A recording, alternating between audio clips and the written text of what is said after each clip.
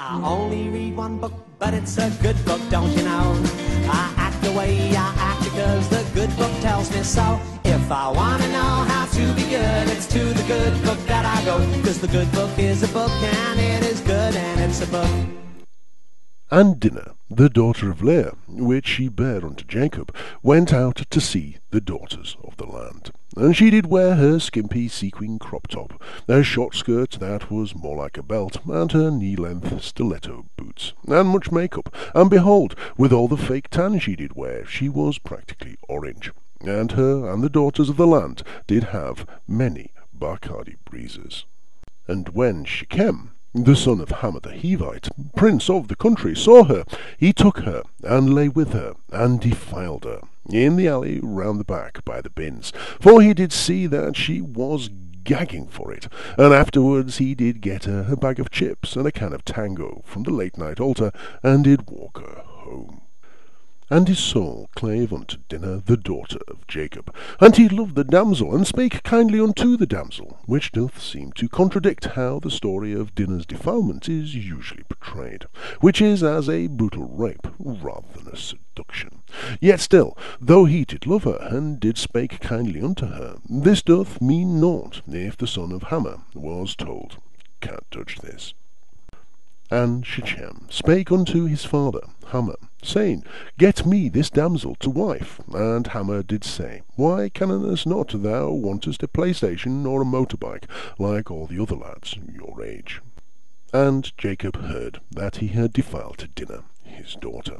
He, of course, being Shechem, and not Jacob, who should, of course, be called Israel now, following his fight with the Lord 2 chapters back. Now, his sons were with his cattle in the field, for, like the Lord, they did like the cows, and Jacob held his peace until they were come. And Hamor, the father of Shechem, went out, apparently all by himself, unto Jacob to commune with him. And he did bring a case of lagers, and a 12-inch meat feast pieced, and did proclaim unto Jacob that it was hammer time. And the sons of Jacob came out of the field when they heard it, and the men were grieved, and they were very wroth, because he had wrought folly in Israel, in line with Jacob's daughter, which thing ought not to be done, which is understandable, because of course Shechem is not even distantly related unto Dinah, and as we do know, Jacob, like his forebears before him, did like to keep it in the family. And Hamor communed with them, saying, The soul of my sons Shechem longeth for your daughter. I pray you give her him to wife. For, after all, what could be better than for her to spend the rest of her life married unto a man who apparently has doth raped her? And make ye marriages with us, and give your daughters unto us, and take our daughters unto you. And Jacob and his sons were horrified, not just at the notion of interracial marriage, but most of all at the idea of marrying outside their family. And one of Jacob's sons did turn unto his father, and say, But pa, them local girls, they ain't got no tails, or beards either, and they can't play the banjo right, on account of 'em only having 5 fingers on each hand too. And Hamor did continue, And ye shall dwell with us, and the land shall be before you. Dwell and trade ye therein, and get your possessions therein, which was quite a kind offer, considering. And Shechem, who had apparently decided to come along to meet these new in-laws after all, said unto her father, and unto her brethren, Let me find grace in your eyes, and what ye shall say unto me I will give. And with that it did become apparent that he did not know nearly enough about Jacob and his family as he should have done. Ask me never so much dowry and gift, and I will give according as ye say unto me, but give me the damsel to wife. And lo, Jacob did know that the idea that the first taste is for free, but the rest you pay for, was going to be a success. And the sons of Jacob answered Shechem and Hamor his father deceitfully, which seemed to be the way that those in Jacob's family did usually answer those that they did deal with, if previous chapters in this book are to be believed. And they said, because he had defiled Dinah their sister, Osmar wants a new caravan. And one amongst them did hand Hamor a glossy brochure, and did point to the deluxe model on page 37, and did say, this and here, with the 2 roof lights, the stylish ash furniture, and scatter cushions with matching shag pile cover. And Shechem and Hamor did look unto one another, and then unto the sons of Jacob, who did say, and another thing. And they said unto them, we cannot do this thing, to give our sister to one that is uncircumcised, for that were a reproach unto us. And Hannah did look unto his son Shechem, and did wince, and he did say, rather you than me, son. When I did meet us thy mother, I did have us to paint us thy grandfather's potting shed, put a new roof on the outside loo, and give him 5 goats for his trouble, before he did let me marry her. But then again, I suppose that things are a lot more expensive these days. But the sons of Jacob did continue.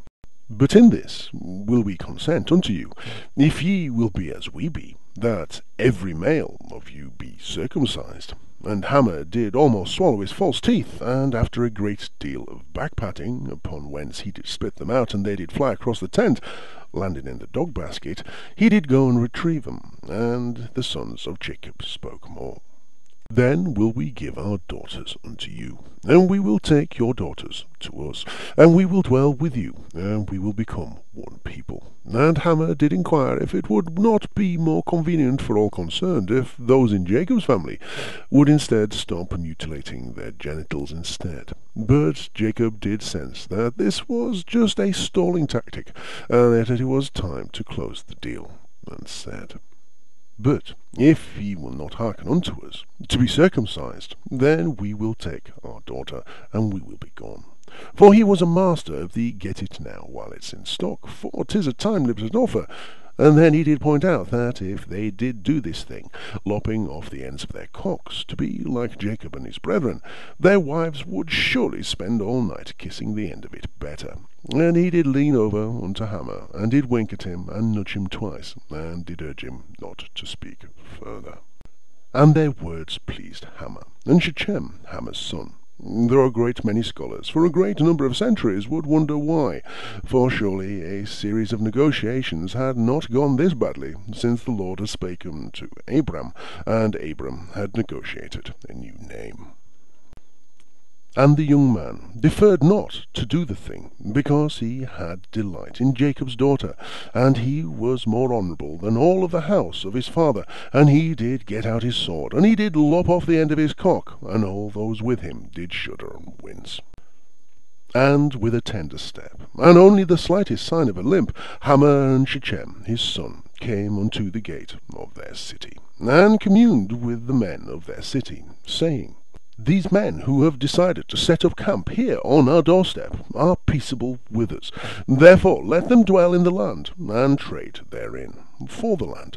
Behold, it is large enough for them. Let us take their daughters to us for wives, and let us give them our daughters. And the crowd of assembled men did let up a great cheer in celebration. Only herein will the men consent unto us, for to dwell with us, to be one people, if every male among us be circumcised, as they are circumcised. And the men did stop cheering, and did look unto one another, and then unto Hamor and his son, and did say, surely it's bad enough having a bunch of pikeys camped just outside town, stealing anything not nailed down to weigh in for scrap, and overcharging us for replacing roofing slakes and tarmacking our driveways. Surely this is bad enough without them insisting that we cut the ends of our cocks as well. Tellest unto them that they should be proceeding thus, to fornicate on their way. But Hamor did try to win them over. Shall not their cattle and their substance and every beast of theirs be ours?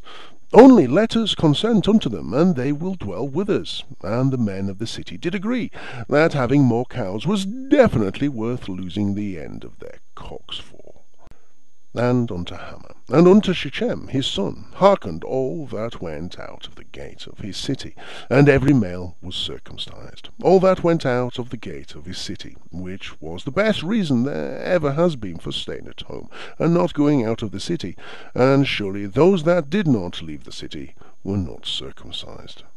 And it came to pass on the third day, when they were sore, and those that had one day wished to be bold adventurers, and had given up and settled down to a life that did see them wandering aimlessly around the town for no apparent reason, because they had taken a sharp knife unto their bell end, that two of the sons of Jacob, Simeon and Levi, Dinah's brethren, took each man his sword, and came upon the city boldly, and slew all the males, every man and every boy in the city, just the two of them on their own.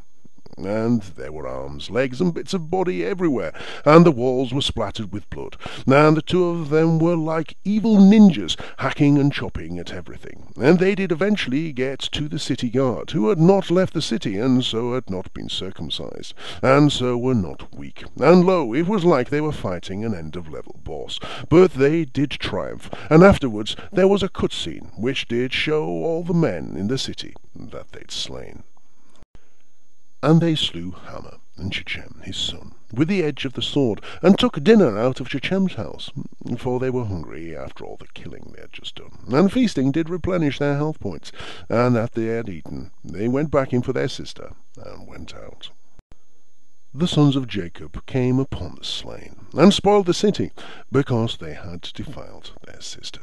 Which upon first reading did sound us as though things had gotten a little sick and twisted, in a John Wayne Gacy sexual deviant serial killer sort of way, and then they had trashed the place after they had finished tag-teaming their sibling, rather than that the other sons of Jacob had come to see what all the noise was, and found that the place was resembling a summer camp in the woods after it had been visited by a bloke in a hockey mask, and they did loot the place, because the people who had been killed were all rapists. They took their sheep, and their oxen, and their asses, and that which was in the city, and that which was in the field, and even things that were firmly nailed down. And all their wealth, and all their little ones, and their wives, took they captive, and spoiled even all that was in the house, which was really impressive for just 11 young teenagers.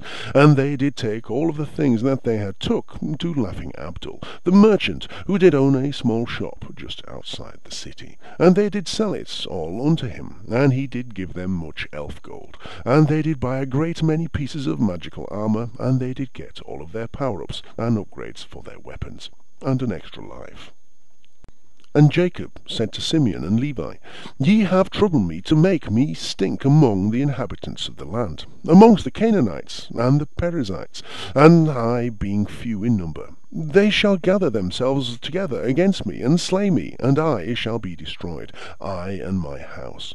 And Simeon and Levi did point out that the Canaanites would surely think twice about trying to slay him, when they did hear that just the two of them had managed to slay every man in the city, and they had carried off all of the women and livestock, and even the cows. And they said, Should he deal with our sister as with an harlot? And Jacob did look at them, and say, Well, obviously not, but you didn't have to kill everybody in the bloody city and enslave the women and kids. I was going to have a word with the Lord to see if he could just rustle up a dose of the pox, so that their freshly circumcised bellends would become infected, and their cocks would shrivel up and drop off, like you used to do when your granddad Abraham used to whore out your grandmother to the Pharaoh in Egypt. And Jesus, up in heaven, did press the pause button on his controller, and did turn unto the Lord and say, Dad, I'm bored with this one now. I don't want to play this game any more. 'Tis boring, and all you do is kill people and steal cows. Can't we play Guitar Hero or Mario Kart instead? And the Lord, who did take his gaming seriously, and was presently sat on the settee wearing his Spartan II battle armour outfit, which did look as though it was about to burst at the seams, as it was intended for children aged 8 to 12 and not geriatric deities, did turn unto his son and say, Isn't it past your bedtime? And Jesus did point out that heaven was indeed timeless and eternal. But the Lord was having none of it, and he did tell him to go brush his teeth and get changed into his pyjamas. And as Jesus did skulk off to get ready for bed, the Lord did pass the other controller unto the Holy Ghost, did press the pause button once more, and did carry on with the action, hacking bodies and lopping heads, sending sinners unto himself in as many pieces as possible.